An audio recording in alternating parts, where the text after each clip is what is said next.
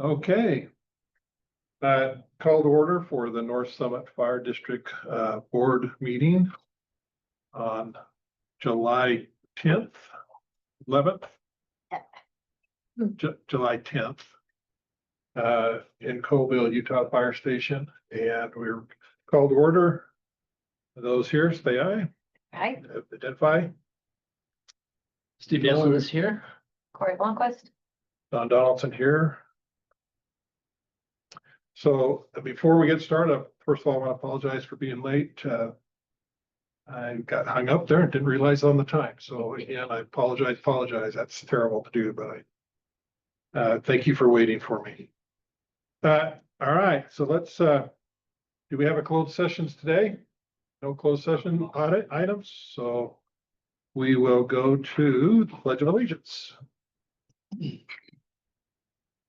I pledge allegiance to the flag of the United States of America and to the republic for which it stands, one nation, under God, indivisible, with liberty and justice for all.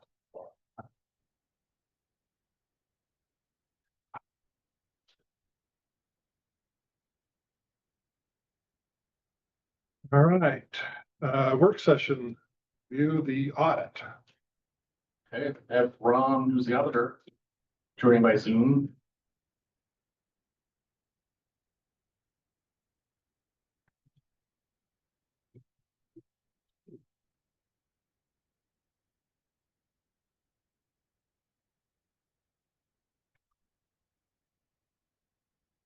Okay, Ron, you ready?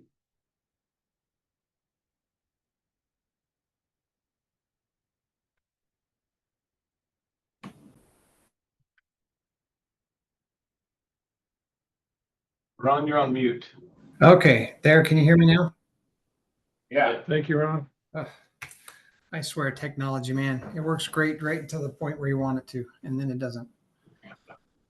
Hey, thank you guys for allowing me to be here and to do this electronically. I really appreciate that. What I'll do is just take a couple minutes and talk about what we do as auditors, the conclusions that we came to, and how we came to those conclusions. So for your district, there are really three main areas that we look at. We want to make sure that the financial statements are materially correct, that they meet accounting standards, and that they are materially correct, like I said. The second one is that the internal controls are designed, implemented, and are effectively working.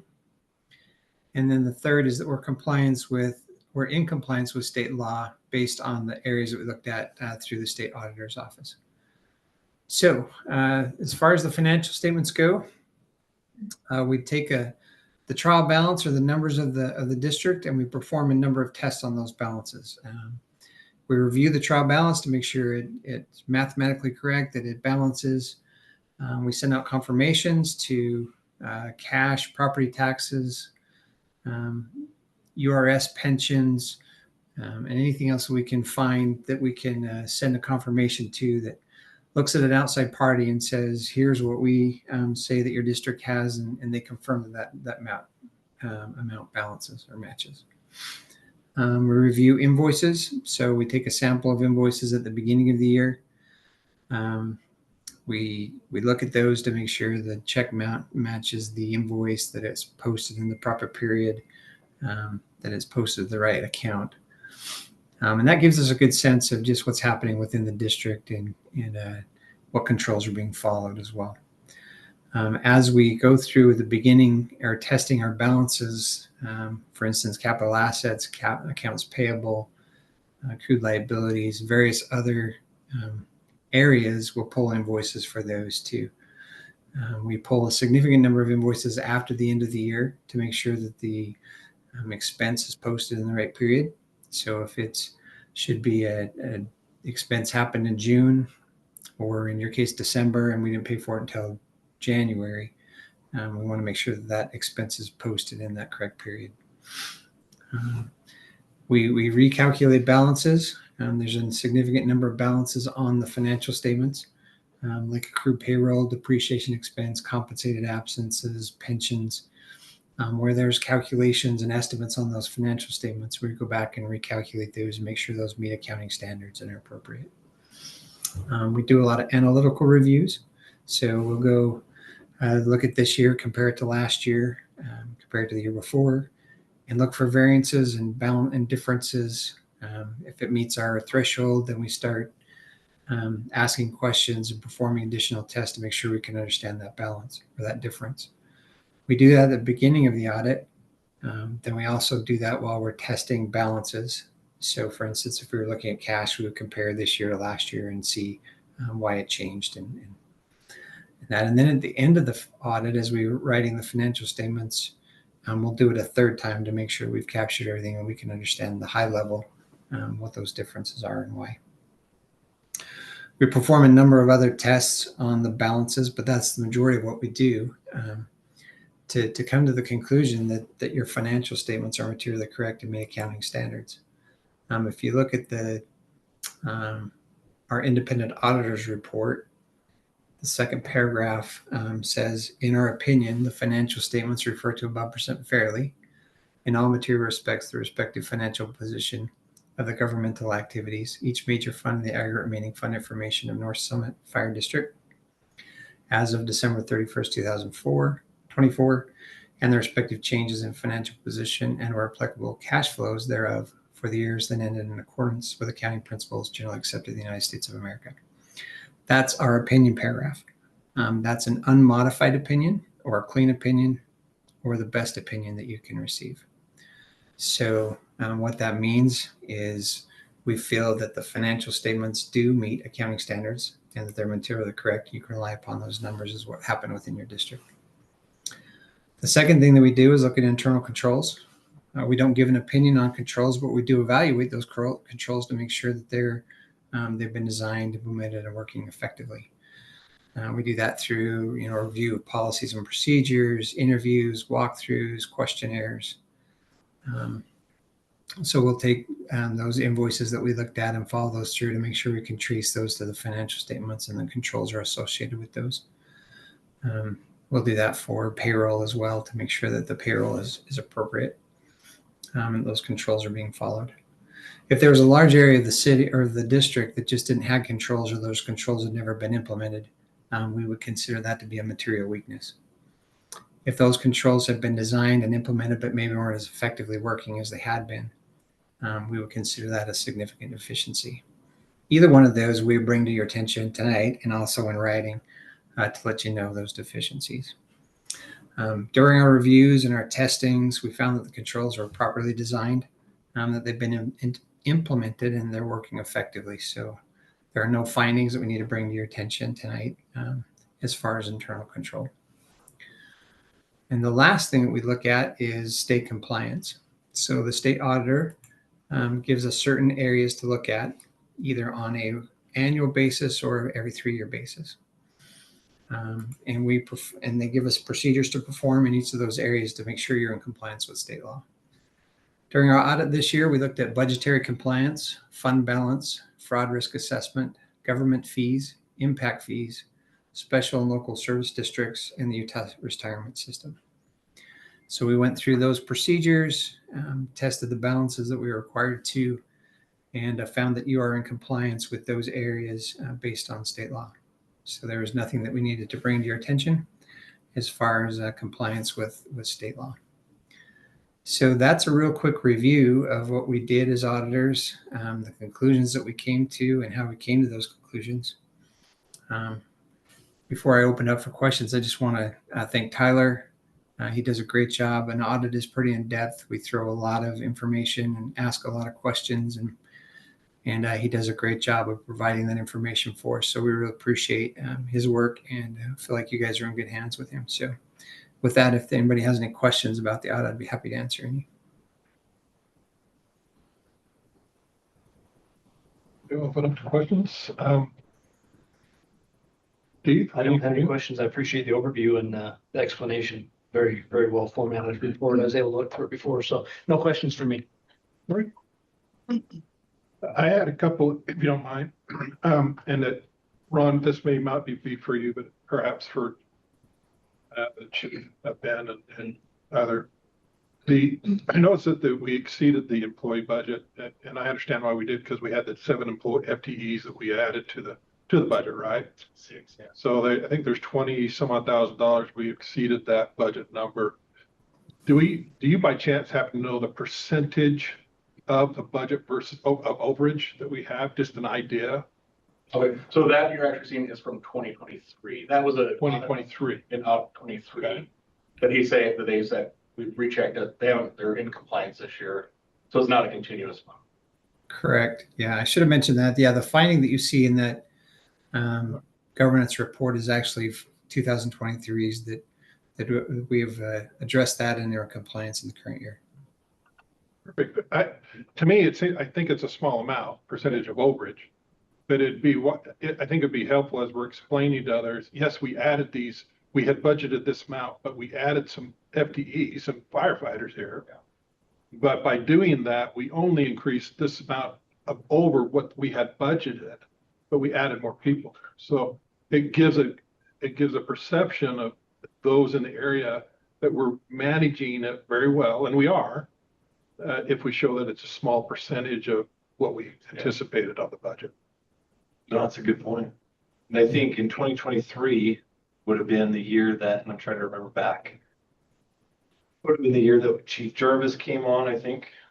And all the employees were coming on at the end of that year. So that's when that year really kicked off. Because if you remember correctly, maybe some of you weren't here, but the ones that were here, we held off half that year almost and started picking people up in roughly March, April. And then started filling those positions. So we did a really good job managing that. But yeah, I agree with you. It's a good thing to point out. Yeah.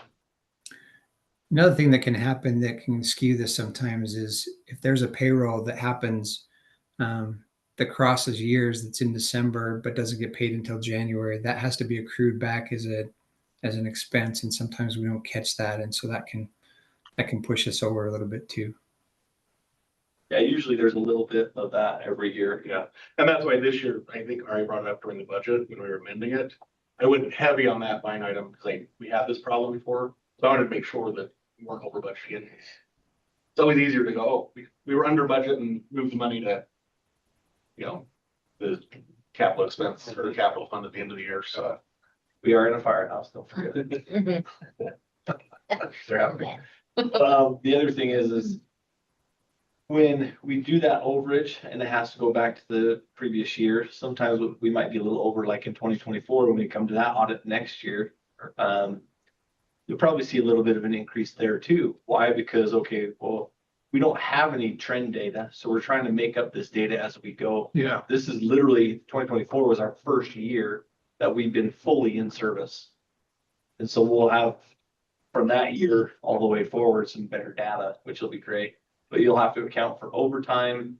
I'll have to account for those types of things. So it may be high, low, but just as a reminder to you and the public, like as long as the overall budget breaks even or comes in under, or we save money, we're doing pretty good. Yeah, my thoughts are like, because in 2023, we had, well, 2022, but it actually hit us in 2023 with the tax increase, right? So we want to show that we are being, in my opinion, as a board and as a district, that we are being vigilant on controlling our costs and that we are adhering to the budget which we said we would. And if we're 1 or 2% off on employee line item, 1 or 2% is really easy to explain, particularly if you're bringing people in and out, depending on how you do it. And to me, that's a really good, Steve, you would know better than I would on the accounting part of it, but that's really a small number, that variance. And the smaller that variance is really that it means that you're managing it very tight and very well. So that's what we want to project to the public. Oh, thank you. That's a good point. If nobody has any other questions, anybody or comments? I don't. There was something I was gonna say, now I can't remember. That's okay. I'll let it go for now. I remember it or not. Are we done with Ron? Oh, yeah, I remember. So the cool part is as the 2022 budget, we had a couple of findings, and then this budget, when they finished, found nothing. So we're actually, we're bettering those systems and programs we're getting better at it. So again, with coming into nothing, no records, nothing at all, no systems, hardly any processes, we're just slowly getting better, which is a good thing, moving in the right direction. So we're gonna leave the place better than we found it for sure. Perfect. All right. Thank you, Ron. Thank you very much. Appreciate your time. Chief's update. I'm gonna let Chief Jarvis kick it off with just some numbers and stats really quick, and then I'll go into some other things.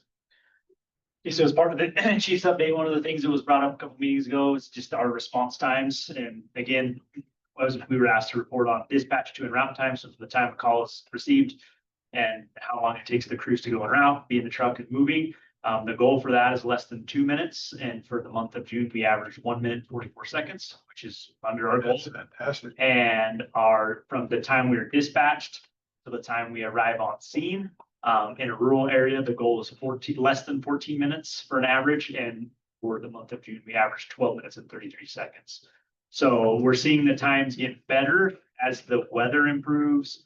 And that really kind of factored in, the early part of the season, with the average for the first quarter average kind of bringing some things down because of some of those delayed response going to I-80, going to Park City and so on and so forth. But now that it's warmer weather and we're not dealing with some of that, we're seeing those response times. So I'm more than confident that we will average throughout the year to remain under our goal times. And it's something that we're closely watching and I'm reminded the crews of, so they're doing great. And then as another thing that we touch on is our training hours. So for the month of June, we had 168 hours of training logged, which is fantastic. I think the crews are doing what they're asked and they're receiving training. And for the board, if you noticed, you pulled up today, there's a mobile command training center that's out there that was brought up by the Utah Fire and Rescue Academy. So over the next week, each 3 crews is going to hit 8 hours of training per day with going over what we call command and control, running incidents and things like that. And that specifies in rural areas because most of us have done that in the suburban setting where we're used to having resources very close that are right there. And this one focuses on you're a two-handed crew and you got stuff to do. How are you going to manage that? So it should be a great training for the crews.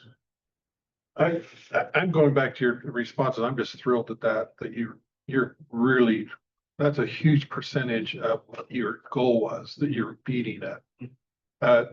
Just an odd question, and and you may know or may not know, but it'd be interesting. So if say you're not in a rural area such as that, but if you're what is a typical response time, like on the Wasatch Front for response and to get on site? What are we looking at versus where we're at? Yeah, far less. Far less. I came up here and just to kind of an anecdotal experience for me, going en route, for example, up to Castle Rock here was just mind boggling. And I was anxious and I'm like, hey, why are we not there yet?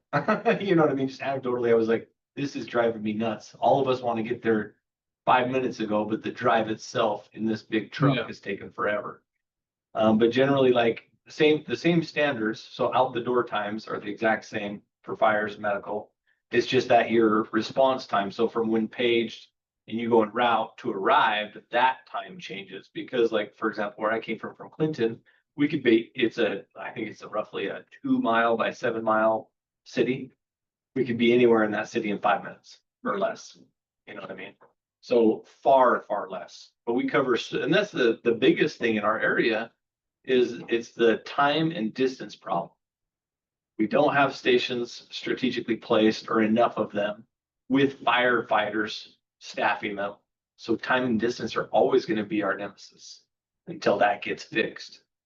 So, but yeah, it's a good question, but I would say like, yeah, where we came from, what about some other experiences you had? I pulled the actual NFPA standard, which is NFPA 1710.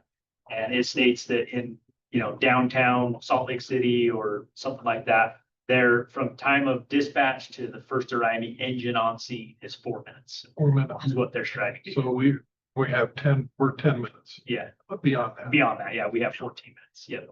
So it changes drastically. I mean, if you think of like Salt Lake or like a Unified Fire, they break that. They have multiple stations in that area covering specific areas, strategically, located. So, yeah. Well, thank you. Yeah. out of curiosity. Yeah.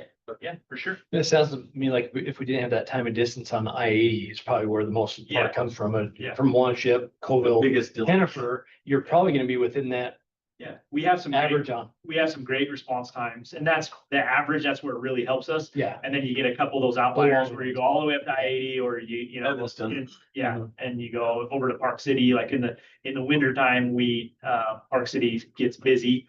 We go over there and mutual aid on quite a few calls and Yeah. launch it and driving that canyon and snowy conditions that they're traveling slower. And so you have more of those calls that are farther distance, and it brings that overall average down. But I would say, yeah, here In the populous in the areas. populous area, we're probably, and that would be something that would be, that would be beneficial also to extrapolate out. I think I know where Don's gonna go with this one.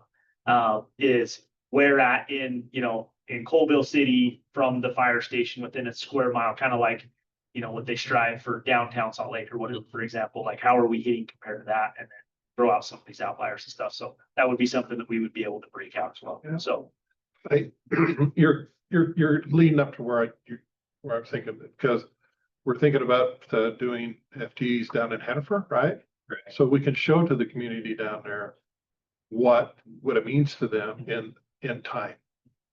And the critical part is, especially on a medical issue, what that means to them, how, that 10 minutes that you throw off that time, what it means to a good outcome versus a bad outcome. Chief Jarvis can explain this better with his background, but at the same time, in a cardiac event, if you're not breathing, or any event that you're not breathing, what's the time? Is it under 7 minutes or 5 minutes brain damage starts? Yeah. Pretty quick. Yeah. And you too. Yeah. So it matters, time matters, and that's why we focus on that the best we can. But Yeah. that's the hard part too, is if we don't staff the stations, if we don't have these things, we can't provide that service. Our goal that we were tasked with, and we've been able, like in that truth and taxation that was so difficult, I understand that, I'm sympathetic to it. We've been able to prove, have data now finally, and actually follow through with every single promise that I made.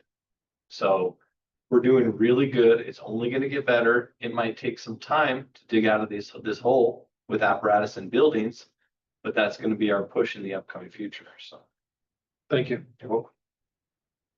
And then as far as the rest of the chief's update stuff that typically hit on, Chief, I'll let Chief go. So cool. Thank you. A couple of things I just want to touch on. We've had a busy fire season thus far. We've been tackling every single fire that's come out. I'm very proud of the guys. They were able to handle everything. They were knocking it down really fast. So we have control with 6 people. However, I do want to mention, we were kind of getting our butts kicked. We were getting fire after fire after fire, all over the place. A lot of those were on I-80. Somebody was shooting off fireworks over the overpass, and that was just above Castle Rock, I believe. Yeah, right there in Emory. That was a steep climb to get to the top of that fire because it moves. And so we got to move. And those guys, they did a great job, that crew. And all of them are doing good. But we're worried because the state is on fire. That's a little bit of an exaggeration, obviously, but there's a lot of fires kicking off, and we have been the same. So in order to do that, I've contacted the this county manager, and he's agreed to help us upstaff a brush truck. The county will help us pay for extra personnel and things like that to get bodies here, because a brush fire moves so rapidly, especially on red flag days. That's the goal, to upstaff it during red flag days, or criteria that we've created to, like, that's just, for example, the 4th of July, if there's events going on, fireworks going on, things like this, we can upstaff at no cost to us. The county's going to help us. Not the hard part, but the best part is that brush truck will be a county resource. So obviously, if something kicks off in our area, we'll be able to have 8 to 9 guys on that fire instead of 4 to 6. And then, and then we'll help out. Like last night, they had that fire out Woodland. I'm not sure if you heard about that one, but our brush truck went and helped with that too. So we're helping each other out. Really, there's no walls or barriers up. Everybody's doing really good. So we're excited about that. We did have our busy season for the river, like we talked about in the last couple of weeks or last couple months. We've had 2 calls in the last few days on the river, and it's been a little bit busier this year than I feel like in the past, because Echo's back open now. It's just been busy with a lot of recreating. So those have been handled really good. That equipment has done us well. We sure appreciate that. I feel more comfortable having the guys respond to those, so that's exciting. Hey, Chief, before you respond, the county employees that you're talking about, are those like public? Our employees, Okay, but the county's gonna help us fund them. gotcha. Sorry, Okay. it's through that sales tax. Okay, okay. Most likely. We don't know 100% what they're gonna give it, but So it's not help with like an FTE person, it's more funding that person that's already in place. yes, already in place specifically for red flag days and really, just really hazardous days. Winds blowing, it's over to 85, 90 degrees.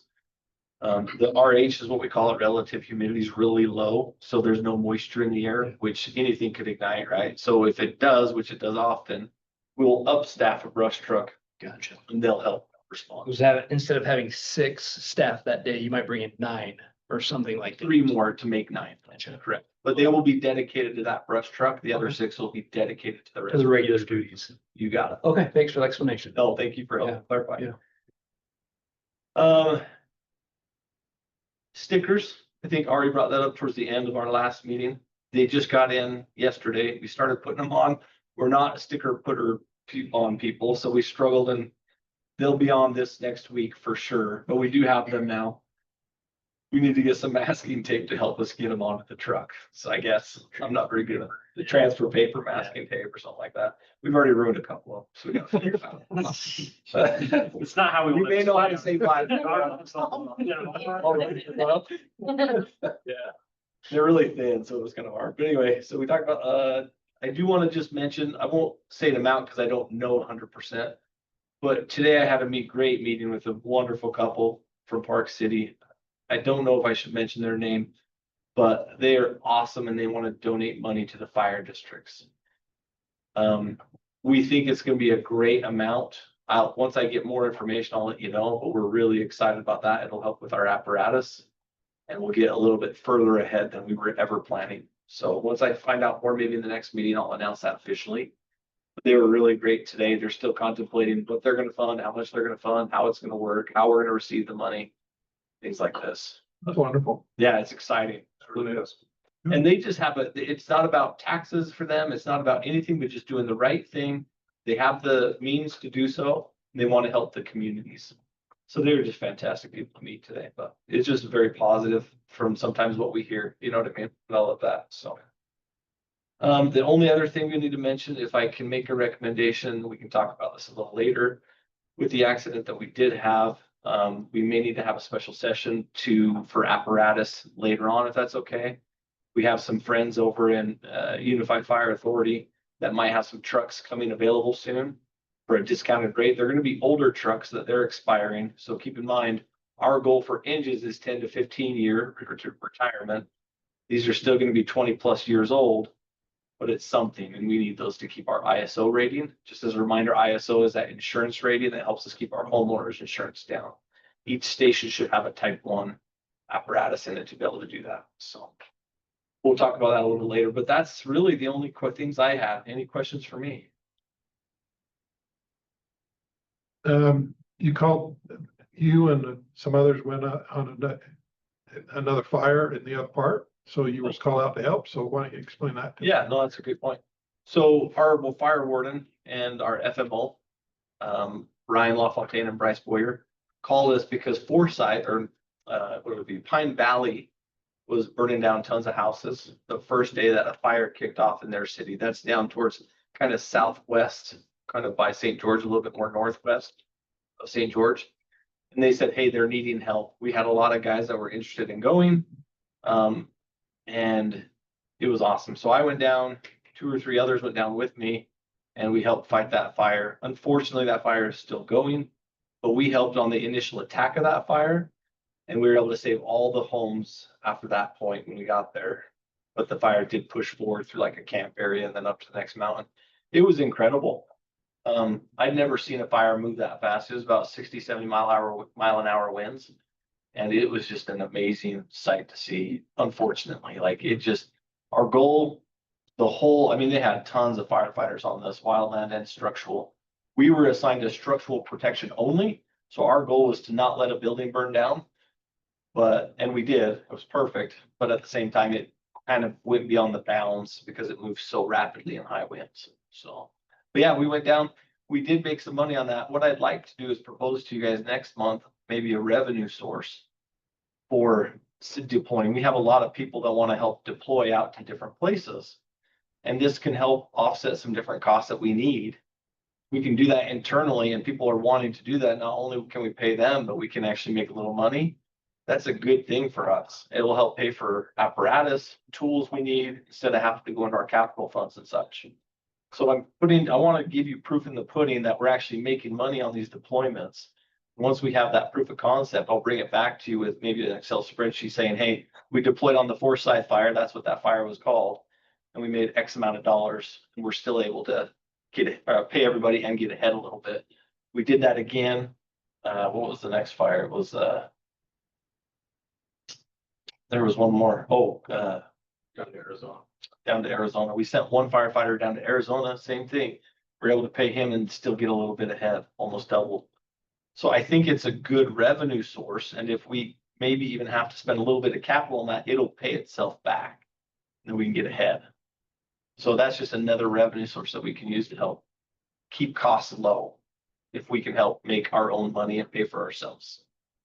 So As you're putting that concept study in place, will you consider wear and tear on apparatus? We have to. Equipment, okay, perfect. Okay. the cool part is the government pays for all this back. So not only will they pay and Chief Rouser can correct me if I'm wrong here, but they pay actual wage. So if they're on overtime or if they're straight time, they'll pay their actual wage, per diem, apparatus if we send an apparatus. But if it's just a person we send, they'll only pay for that. So the best case scenario for us, the moneymaker would be like, hey, can we send, which we don't have right now, a type 1 or 3 engine down to these fires with 3 to 4 firefighters? We make big money for that, because not only are they paying for the personnel, they're paying for the insurance, they're paying for the per diem, and the apparatus actually makes money for us too. Okay. So we'll break that down a little bit better. We've been having such a busy fire season so far. We've been a little busy. So didn't get it all the way done. That's all I have. Great. Good update, both of you. Thank you. Public input. We got anybody? Always on. All right, let's go to the consent agenda. Accounts payable. Open it up. Do we have any questions on the accounts payable? Who's done there? Steve? I think of you. No comments or questions. From me. All right, let's move to the next item. Minutes for May 8th and June 12th. And I don't believe I can do May 8th, so I don't believe that we can do that, right? So, because we don't have a Can't do quorum. the 12th either, so. So I think we'll swamped. So the people that Is were it here swamped? last time, didn't come this time. So I don't think we can do the minutes. Can't do the minutes, so we don't have a quorum to approve it, right? So we're gonna table that. All right, so on the consent, let's do it up for a, Just for accounts payable. what's that? Just For need- account payable. So I need a motion to accept those as presented.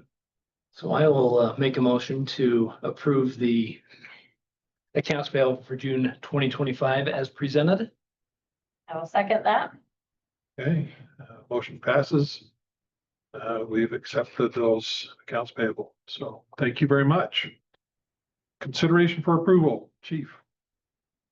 Not sure that, can I go ahead and handle this with Chief Jarvis, and then I have one more thing. Policies. Okay, so as a reminder, we have the consideration for approval of the policies that are in the count or recommendation to the county council for approval. Policy 700, 701, 702, 704, 705, 707, 708, 709, 710, 11, 900, 901, 902, 903, 904, 905. Which is a reminder that goes through the process. It goes through the subcommittee, which Corey and Louise have graciously met with us and have looked through those. We have made their recommended changes that they had for us, which were very few on this batch.